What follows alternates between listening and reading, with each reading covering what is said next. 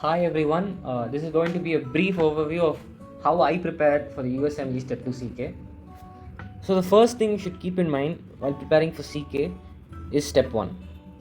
So I looked at CK as an extension of Step 1. Alright, so even though Step 1 is going to become pass-fail from Jan 2022, it is highly important that you focus on Step 1 and on doing well in Step 1 and learning all the concepts in Step 1, such as pathophysiology, micro, farm, genetic syndromes, all the storage diseases, especially biostats. Biostats, a lot of the biostats carries on to CK as well.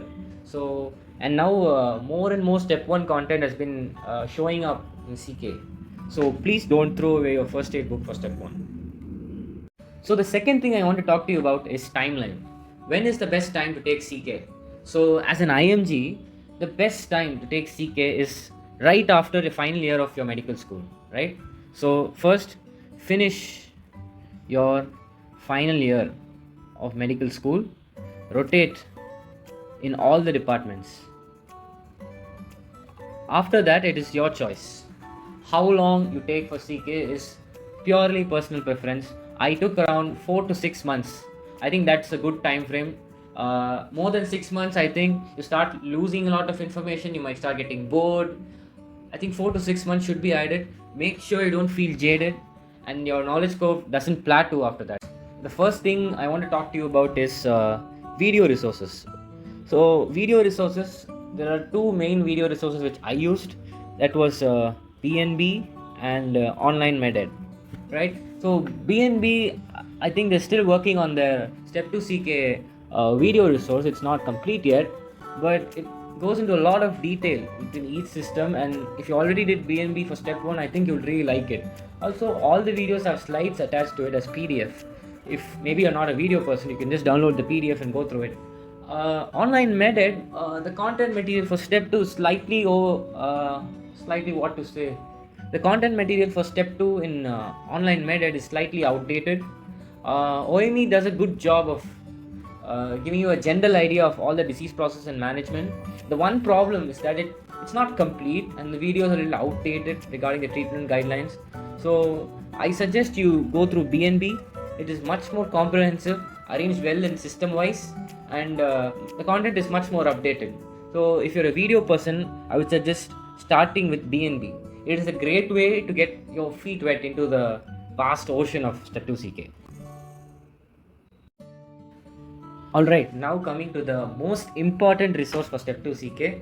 As you can see, UWorld, New World and UWorld some more. So if you don't have time to do anything else to study for CK, I highly suggest you do only UWorld. UWorld at least twice. So now the UWorld people are constantly updating their content material, and I think it's around 4,000 questions now for CK. So you need a lot of time to read every question. One pass I don't think is enough to cover all the content material, so definitely do a second pass. Alright, maybe the second time you can just do the marked and incorrect questions. The first pass of UWorld, I did it subject wise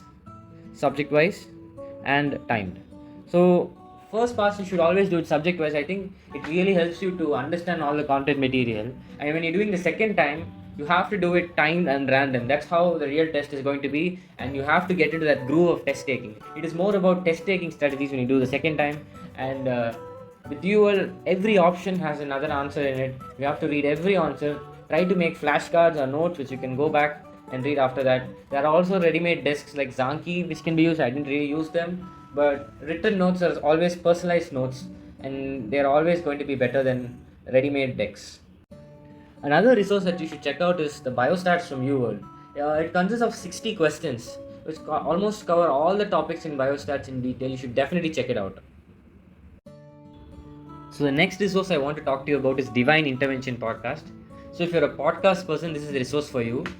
Divine has episodes on almost all topics in CK, including like special topics, risk factors. He covers a lot of the new changes NBME makes as they keep updating the exam content. Topics such as ethics, military, like things about the US military, people who go to war and come back, what happens to them. And there's a topic called November 2020 changes, which Divine covers. Geriatrics. These are like some rare topics you won't find anywhere else. It's a great way to like expand your knowledge base, and you can listen to it like 2 to 3 episodes every night before you sleep. It's more for a casual listening. Another resource which I want to talk to you about is Amboss.